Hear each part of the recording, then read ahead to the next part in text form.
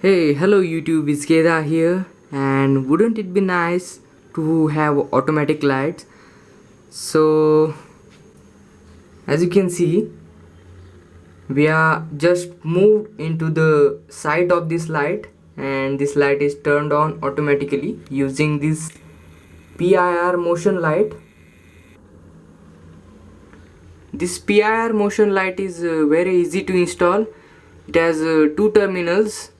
You just put it like a switch into the circuit in series with any CFL or bulb what you have, and it works like charm. But as you know, every environment is different, so they have intelligently installed three potentiometers into it. So it has three settings. First one is light sensitivity, then timing, and third one is the sensitivity of pyroelectric sensor. So let's just do test one time again, and we will see what is inside it onto the bench. So here's, I just move my hand and it started. And one thing I forgot to mention that it is automatically gonna turn off with the time delay that you have set it. So right now I set it 15 seconds, so it will turn off.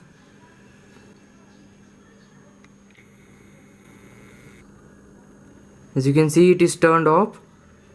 Now if you get moved, as you can see, I just moved my hand, and if you are in the range, it will automatically turn on, so you don't need to push these buttons anymore.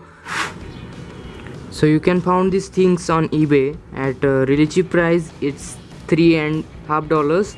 So let's take it apart.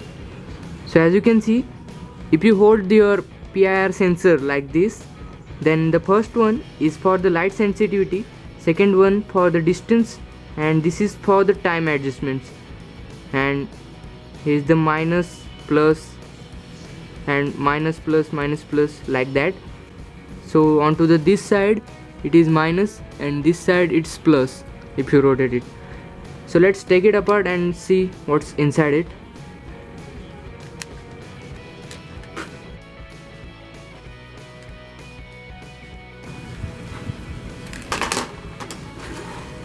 So here is the lens for PIR sensor.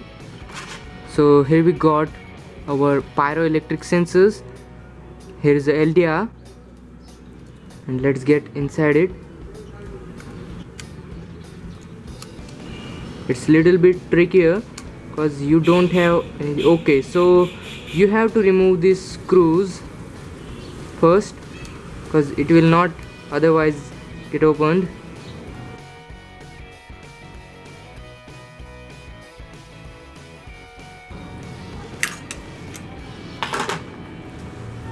The circuit of this PIR light controller is very easy. It has a quad operational amplifier.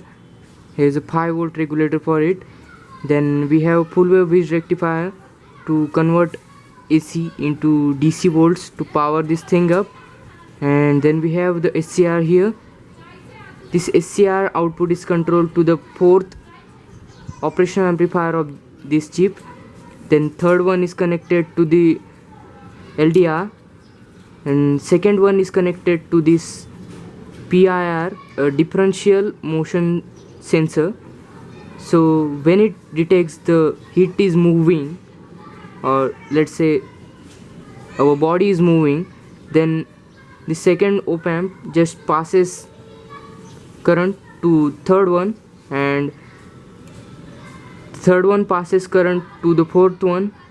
Due to the light sensitivity, if it matches the light sensitivity that the window you have set it using this potentiometer, then it enables output to this SCR using this transistor to turn it on, and this SCR is get triggered and turns on. So hope you like this quick little teardown of PIR motion sensing light.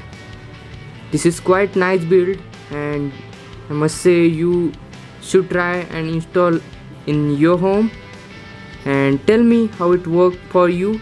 For me it works like charm. And goodbye, thanks for watching. Please like this video guys, and share, subscribe for more stuff like this, and thanks for watching. Goodbye.